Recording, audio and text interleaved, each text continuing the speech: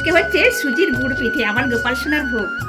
তো অবশ্যই এই দেখো এটা ফেটে গেছে, আর এখানে দেখো কতগুলো ভেজে নিয়েছি। আর এই যে প্রথমে পিঠেটা ভালো হয়নি, তারপরেই তারটা বুঝে গেছি এরকম হবে, একদম সুন্দর পর পর সব ফুলে যাচ্ছে। শীতকাল পড়েছে, পিঠে না করলে হয়? খেতে না ভালো লাগলেও আমাকে ভালো লাগে, আমার গোপাল সোনাকে ভালো লাগে।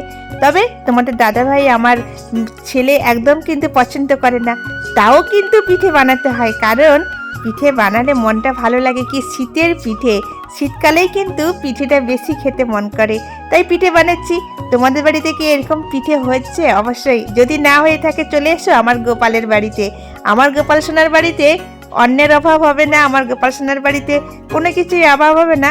যদি মন থাকে অবশ্যই কিন্তু গোপালের ভোগ হবেই হবে, গোপাল ছাড়া কোনো কিছুই হবে না।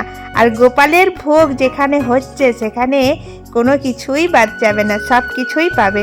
আর এত সুন্দর সুন্দর গুড়ের পিঠে, মানে সুজি দিয়ে গুড় পিঠে কার কার ভালো লাগে অবশ্যই কমেন্টে কিন্তু জানাতে ভুলো না। দেখো তো কেমন হয়েছে পিঠেগুলো।